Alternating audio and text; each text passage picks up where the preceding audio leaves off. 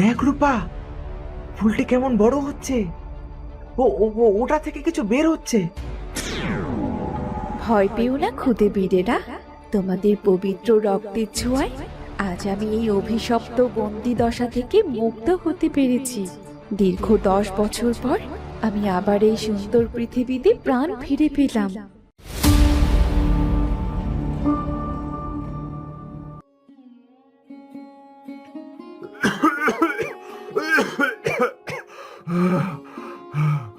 ও, মুখটা যেন ফেটে যাচ্ছে। রূপা, মা একটু জল দে তো। রূপা, তুই দাঁড়া, আমি জল আনছি।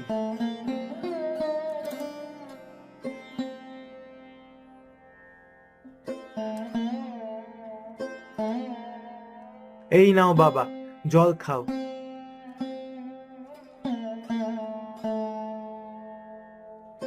তোমার কি খুব কষ্ট হচ্ছে? ও, মুখটা যেন ফেটে যাচ্ছে। বাবা, কাল রাত থেকে তোমার জ্বরটা তো মোটেও কমছে না। কাল যে ডাক্তার বাবু ওষুধ লিখে দিয়েছেন সেগুলোও তো কেনা হয়নি। দাদা, বাবার ওষুধ কিনতে হবে তো। হ্যাঁ রে রূপা, বাবার ওষুধ তো কিনতে হবে, তা তো বুঝতে পারছি, কিন্তু এখন তো হাতে টাকা নেই। বাবা, তুমি চিন্তা করো না, আমি ঠিক করেছি আজ থেকে আমি আরো বেশি কাজ করব। আমাদের প্রতিবেশী রমেশ কাকুর দোকানে কাল একজন লোক চাইছিল, আমি সেখানে গিয়েই কথা বলবো।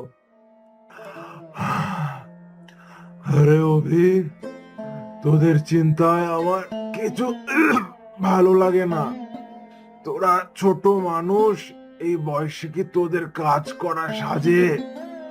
কিন্তু আমি অসুস্থ হয়ে বিছানায় পড়ে আছি, তাই তোদের দুই ভাই বোনের যত কষ্ট আমাকে নিয়ে। তুমি এসব কথা এত ভেবো না তো বাবা, আমি আর রূপা ঠিক সংসারটা সামলে নেব। তুমি সুস্থ হয়ে গেলে তখন কাজ করো। দাদা, রমা দিদি কাল বলেছিল তাদের বাড়িতে কাজের জন্য কাজের লোক দরকার। আমি সেখানে যাব, তুই চিন্তা করিস না দাদা। তোরা এখনো অনেক ছোট, এই বয়সে তোদের হাতে থাকবে বই খাতা। তোরা মানুষের বাড়ি কাজ করবি, এটা ভাবলেও আমার কষ্ট হয় রে। আমার দুর্ভাগ্য যে আমি অসুস্থ হয়ে তোদের কষ্টের কারণ হয়ে দাঁড়িয়েছি। এমন কথা বলো না বাবা, মা মারা যাওয়ার পর তুমি তো আমাদের আগলে রেখেছো। আজ তুমি অসুস্থ, তাই আমাদের দায়িত্ব তোমাকে সুস্থ করে তোলা। আমরা ছোট হতে পারি, কিন্তু আমরা অলস নই। তুমি শুধু আমাদের আশীর্বাদ করো। হ্যাঁ বাবা, দাদা ঠিকই বলেছি। আমরা কাজ করলে অন্তত তোমার ওষুধ আর খাবারটা জোগাড় হবে। আমরা কাজ শেষে তাড়াতাড়ি ফিরে আসবো। তোদের এই ভালোবাসা আর দায়িত্ববোধ দেখে আমি গর্বিত। দুঃখ করো না বাবা, সৃষ্টিকর্তা নিশ্চয়ই আমাদের কষ্টের দিন শেষ করবেন। তুমি এখন একটু ঘুমানোর চেষ্টা করো। রূপা, চল আমরা দেরি না করে এখনই বেরিয়ে পড়ি। হ্যাঁ দাদা, চল যাই।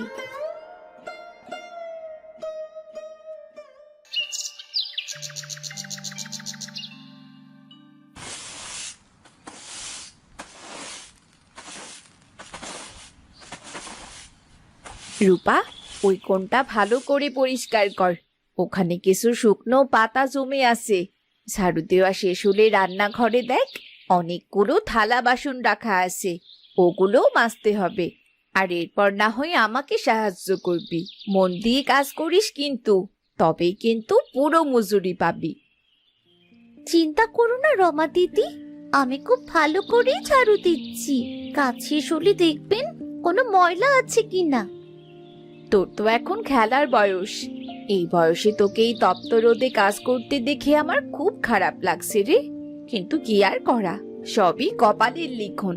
এই নে, এই দুটো রুটি আর একটু গুড় খেয়ে নে, অনেকক্ষণ কাজ করেছিস। আপনাকে অনেক ধন্যবাদ দিদি। আমি এই রুটিটুকু খাবো না, এটা আমি বাড়ি নিয়ে যাব। বাবা ঘরে না খেয়ে আছে। আপনি শুধু আমায় টাকাটা ঠিক মতো দেবেন, যাতে আমি ওষুধ কিনতে পারি।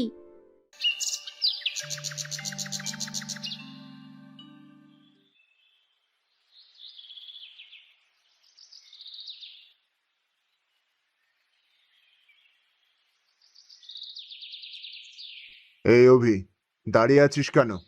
জলদি ওই চালের বস্তাটা তোল। খদ্দের দাঁড়িয়ে আছে যে, দেরি হলে আমার লোকসান হবে। আসছি রমেশ কাকু।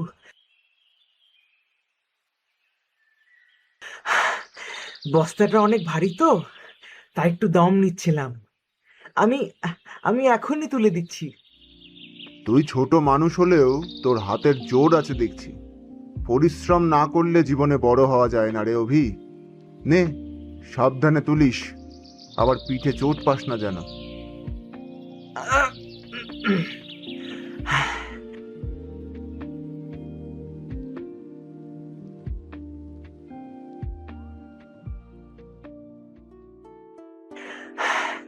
কাকু, রেখেছি। দোকানের সব কাজ কি শেষ? তবে কি আমি এখন যেতে পারি? হ্যাঁ, আজকের মতো কাজ শেষ। এই নে তোর পারিশ্রমিক। 20 টাকা দিলাম, আর এই ব্যাগটায় কিছু চাল ও ডাল আছে, বাড়িতে নিয়ে যা।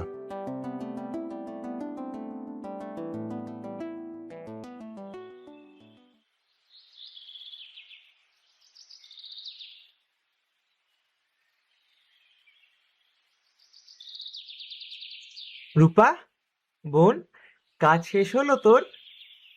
হ্যাঁ দাদা, হ্যাঁ।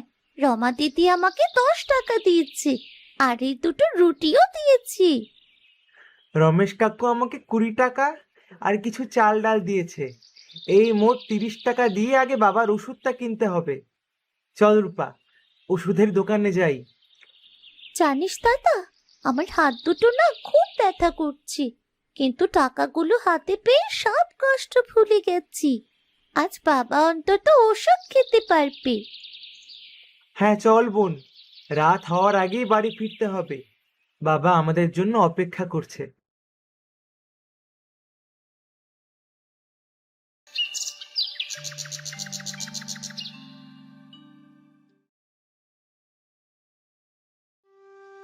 আজ রান্না করার জন্য কোনো জ্বালানি নেই বাড়িতে। কাঠ নিয়ে গেলে তবেই উনুন জ্বলবে। বনের অনেকটা ভেতরে চলে এসেছি। ওদিকে তাড়াতাড়ি ফিরে আবার কাকুর দোকানে কাজে যেতে হবে।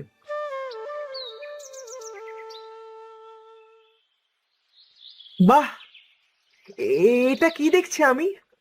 পৃথিবীতে এত সুন্দর ফুলও হতে পারে? এমন ফুল তো আমি জীবনে কোনোদিন দেখিনি। এমন সুন্দর ফুল এ জঙ্গলে কোথা থেকে এলো? রূপা যদি আজ এখানে থাকতো, তবে ও নিশ্চিত আনন্দে হাততালি দিয়ে উঠতো। ও সব সময় বলে, দাদা আমার জন্য জঙ্গল থেকে ফুল নিয়ে এসো। এমন সুন্দর ফুল রূপাও কোনোদিন দেখেনি। এটা নিয়ে গেলে ও নিশ্চয়ই খুব খুশি হবে।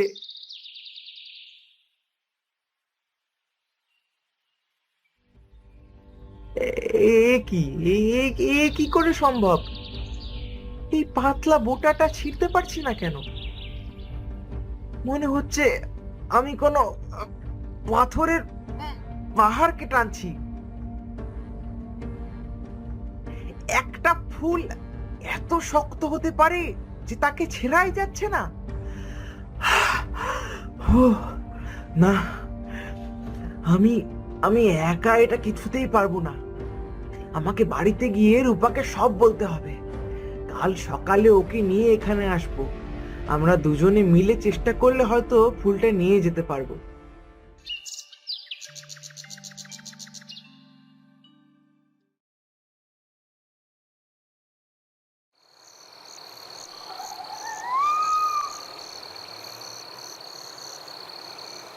জানিস দাদা, আজ অনেক দিন পর বেগুন ভর্তা আর আলু ভর্তা দিয়ে পেট ভরে ভাত খেলাম। ওই রমেশ কাকু লোকটা কিন্তু বেশ ভালো, তোকে কাজের পারিশ্রমিকের সাথে টাকাও দেয়। হ্যাঁ রে রূপা, রমেশ কাকুর দোকানের কাজটা পেয়ে ভালোই হয়েছে। দাদা, সকালে জঙ্গল থেকে এসে একটা কি কথা যেন বলবি বলেছিলি?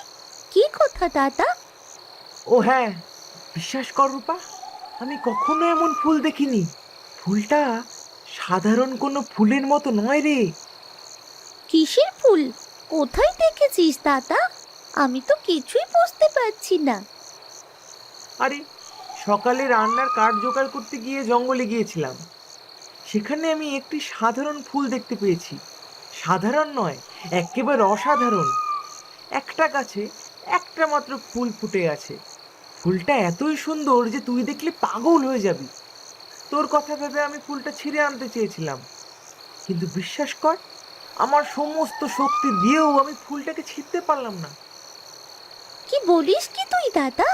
অত বড় চালের বস্তা মাথায় করে টানতে পারিস, আর একটা ফুল ছিঁড়তে পারলি না? এই মজা করিস না রূপা, আমি সত্যি বলছি। ফুলটা নিশ্চয়ই কোনো সাধারণ ফুল নয়, না হলে তাকে ছেঁড়া যাবে না কেন? ফুল আবার সাধারণ আর অসাধারণ আছে নাকি? আছে রূপা, আছে। জানি তোর বিশ্বাস হবে না। তুই কাল সকালে একবার আমার সাথে জঙ্গলে যাবি, নিজের চোখে ফুলটাকে দেখবি, আর আমরা দুজনে মিলে চেষ্টা করলে হয়তো ওটা তুলে আনতেও পারি। ঠিক আছে দাদা, আমি অবশ্যই যাব। কাল খুব ভোরে বেরিয়ে পড়বো আমরা। আমিও দেখতে চাই সেই মায়াবী ফুলটা কেমন। আর ঠিক আছে, এখন তাহলে ঘুমিয়ে পড়। কাল সকালে আমাদের বেরিয়ে পড়তে হবে, কিন্তু সাবধান, বাবা যেন কিছু জানতে না পারে। বাবা জানলে আমাদের যেতে দেবে না। আচ্ছা দাদা, তাই হবে। বাবা ঘুমিয়ে থাকতে আমরা গিয়ে ঘুরে আসবো, তাহলে বাবা কিছুই জানতে পারবে না।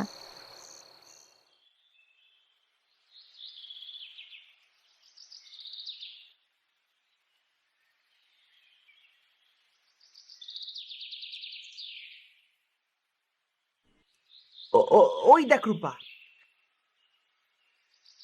আমি কি মিছে কথা বলছিলাম? দেখ, কি অসাধারণ ফুল! ওমা দাদা, এ তো কোনো সাধারণ ফুল নয় রে, যেন স্বর্গ থেকে আসা কোনো এক বিশেষ ফুল। এর পাপড়িগুলো দেখ, কি মসৃণ আর উজ্জ্বল। আমি সত্যি আগে কখনো এমন ফুল দেখিনি দাদা। এবার বিশ্বাস হলো তো? চল, দুজনে মিলে এটাকে ছেঁড়ার চেষ্টা করি। একলা আমি কাল পারিনি, কিন্তু আজ আমরা দুজনে ঠিক পারবো।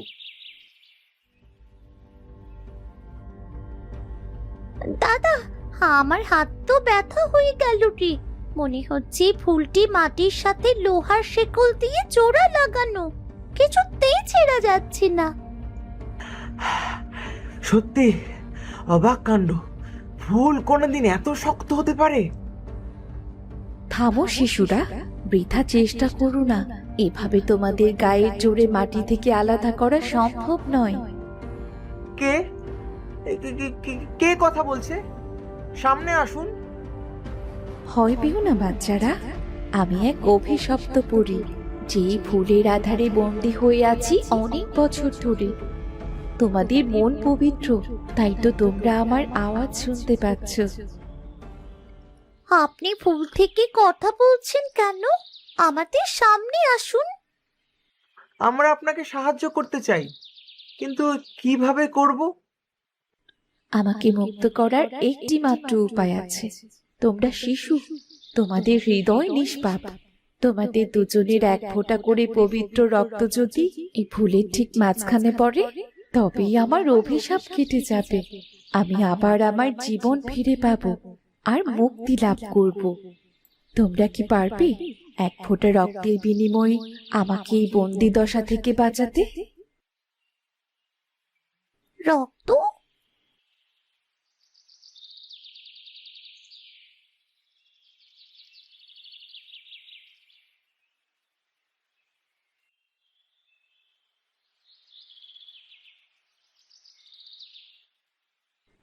কিরে অভি, রূপা, তোরা এমন পাথরের মতো দুজন বসে আছিস কেন? শরীর খারাপ নাকি তোদের? না রমাদি, শরীর ঠিকই আছে। আসলে আমরা একটা অদ্ভুত কথা ভাবছিলাম। কি কথা ভাবছিস বল তো শুনি। দিদি, তুমি কি পরীদের গল্পে বিশ্বাস করো? মানে জাদুকরি কোনো শক্তি কি সত্যিই পৃথিবীতে আছে? বিশ্বাস করব না কেন? আমার ঠাকুমা বলতেন, এই বিশাল সৃষ্টিতে আমরা সামান্য মানুষ মাত্র। বনের গহীনে বা পাহাড়ের চূড়োয় এমন অনেক আত্মা আর মায়াবী সত্তা থাকে, যারা কোনো কারণে অভিশপ্ত হয়ে আটকে পড়ে। তবে তারা সবার সামনে আসে না। যাদের মন পবিত্র আর নিষ্পাপ, কেবল তারাই তাদের দেখা পায়। পরোপকার করলে নাকি সেসব আত্মারা খুশি হয়ে অনেক আশীর্বাদ দেয়। কিন্তু হঠাৎ এই কথা কেন জিজ্ঞেস করছিস? না দিদি, কিছু না, এমনিতেই।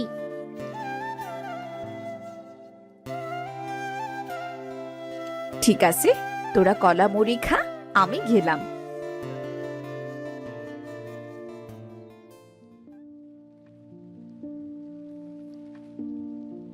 দাদা, রমা দিদির কথা শুনলি? তার মানে ওই কণ্ঠস্বরটি কোনো খারাপ কিছু ছিল না। সে হয়তো বিপদে পড়ে ফুলের মাঝে বন্দি হয়ে আছি। হ্যাঁ রূপা, আমারও এখন তাই মনে হচ্ছে। আমরা তো তখন ভয় পেয়ে বাড়িতে চলে আসলাম। সারাদিন ধরে আমি শুধু ওই কণ্ঠস্বরটির কথাই ভাবছি। সে বলেছিল আমরা শিশু বলে আমাদের রক্ত পবিত্র।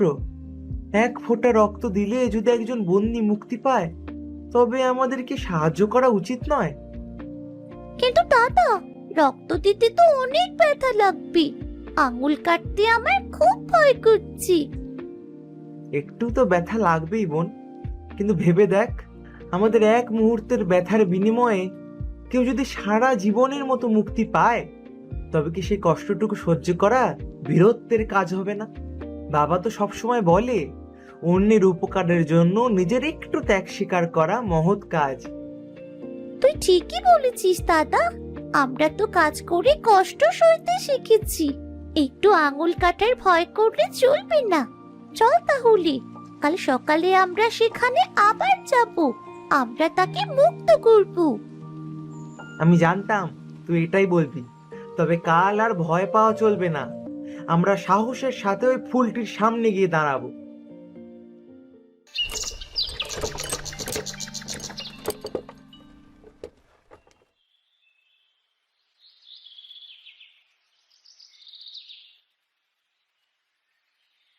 রূপা, আমরা এসে গেছি। আজ আর ভয় পেয়ে পালিয়ে যাওয়া যাবে না। মনে আছে তো আমাদের কি করতে হবে?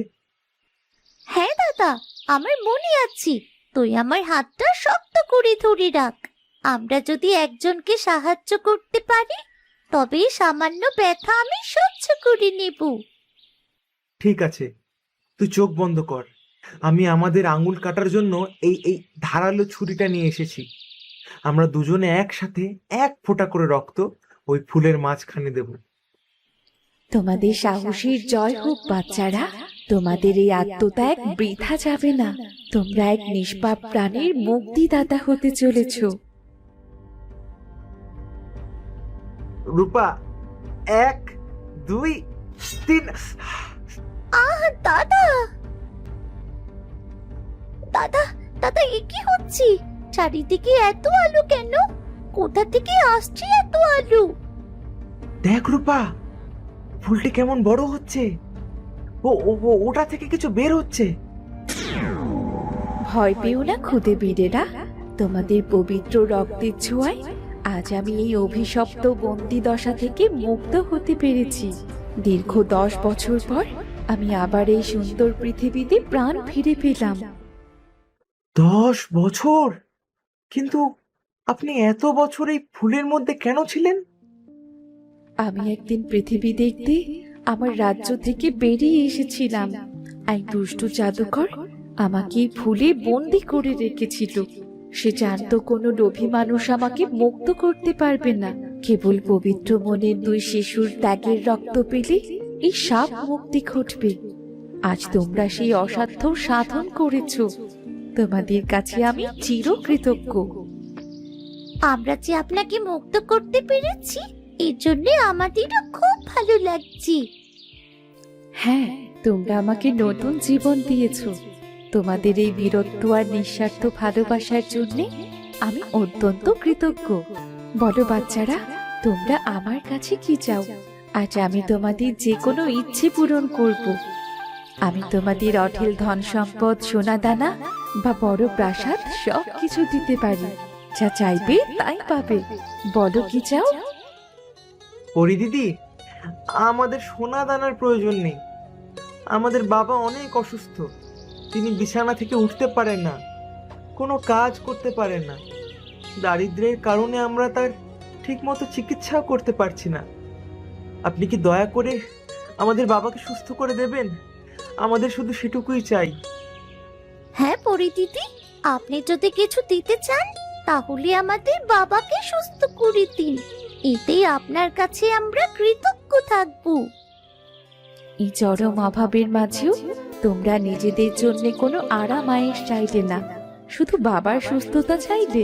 তোমাদের মতো মহৎ আর পিতৃভক্ত সন্তান আমি কখনো দেখিনি। তোমাদের এই নিঃস্বার্থ ভালোবাসা আমাকে মুগ্ধ করেছে।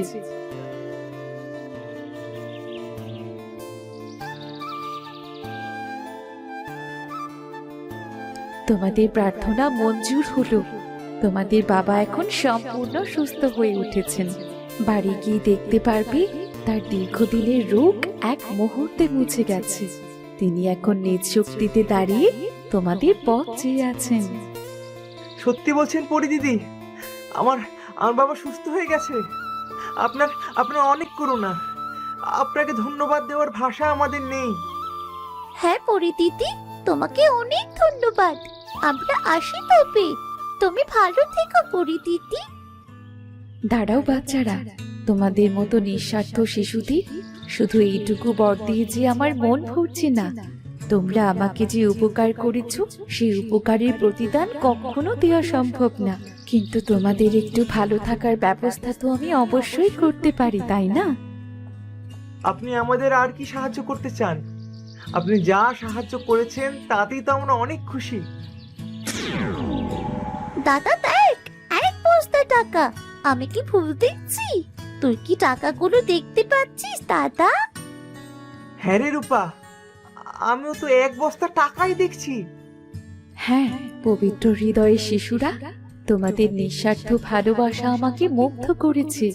তোমরা তোমাদের নিজেদের জন্য কিছু না চেয়ে তোমাদের অসুস্থ বাবার সুস্থতা চেয়েছো, আর এটি তোমাদের সবচেয়ে বড় পরিচয়। তোমাদের বাবা এখন সম্পূর্ণ সুস্থ, কিন্তু আমি চাই না তোমরা আর কোনোদিন দারিদ্র্যের কষাঘাতে কষ্ট পাও। এই যে এক বস্তা টাকা দেখছো, এটা তোমাদের সততা আর ত্যাগের পুরস্কার। এই সম্পদ দিয়ে তোমরা তোমাদের অভাব দূর করবে। তোমাদের পিতাকে বলবে এই অর্থ দিয়ে তিনি যেন একটা ভালো ব্যবসা শুরু করেন, তাহলে তোমাদের আর অন্যের বাড়িতে কাজ করে জীবিকা নির্বাহ করতে হবে না। সত্যি? তবে কি আমার দাদাকে আর রোদে পুড়ে ভারী বস্তা টানতে হবে না? আমরা কি আবার স্কুলে যেতে পারবো? হ্যাঁ রূপা, তোমরা এখন থেকে একটি সচ্ছল আর সুন্দর জীবন যাপন করবে। তবে মনে রেখো, আজ যেমন নিজের উপকারের জন্য সুখ বিসর্জন দিতে, ভবিষ্যতেও এই মহত্ব তোমার হৃদয়ে বজায় রেখো। মানুষের সেবা করাই পরম ধর্ম। আমরা আপনার এই ঋণ কোনোদিনও ভুলবো না পরি দিদি। আপনি আমাদের জীবন বদলে দিলেন। আমি তেমন বড় কিছু দেইনি অভি, এটা তোমাদের ত্যাগের সামান্য পুরস্কার। ভালো থেকো সাহসী শিশুরা, তোমাদের সততাই তোমাদের সুখে রাখবে। আমি গেলাম। যদি কখনো তোমাদের দরকার হয় তাহলে আমাকে এসে ডাকবে, আমি তোমাদের ঠিক সাড়া দেব। রূপা, চল আমরা তাড়াতাড়ি বাড়ি যাই। বাবা নিশ্চয়ই আমাদের পথ চেয়ে আছেন। হ্যাঁ দাদা চল। আমার তো বিশ্বাসই হচ্ছে না যে এখন আমাদের বাবা একদম সুস্থ।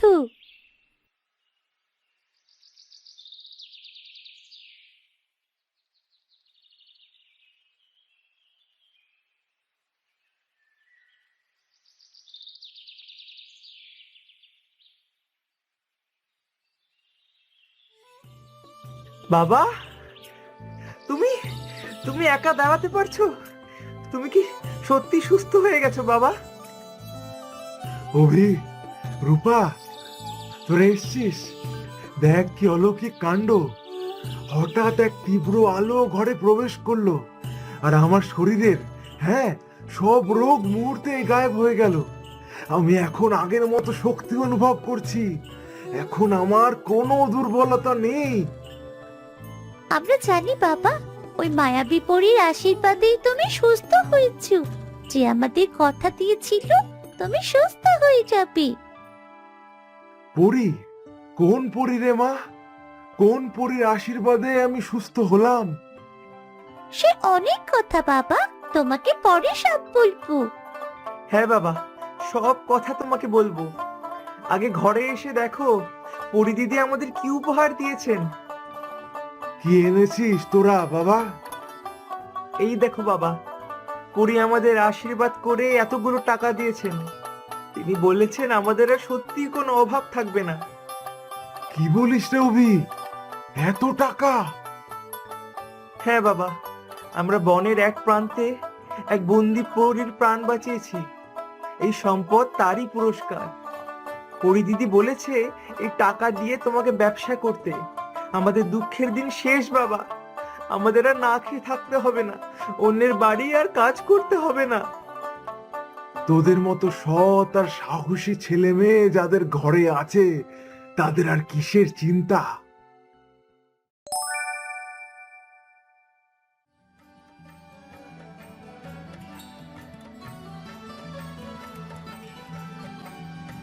আজ তোদের এই মহৎ হৃদয়ের কারণেই আমি সুস্থ হয়েছি, আর আমরা এমন সুখে আছি।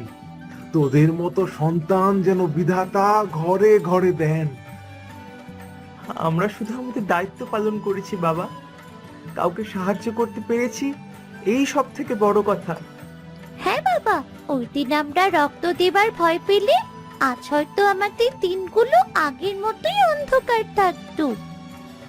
এজন্যই তো বলে রে মা, উপকারের প্রতিদান সব সময় খুব মধুর হয়।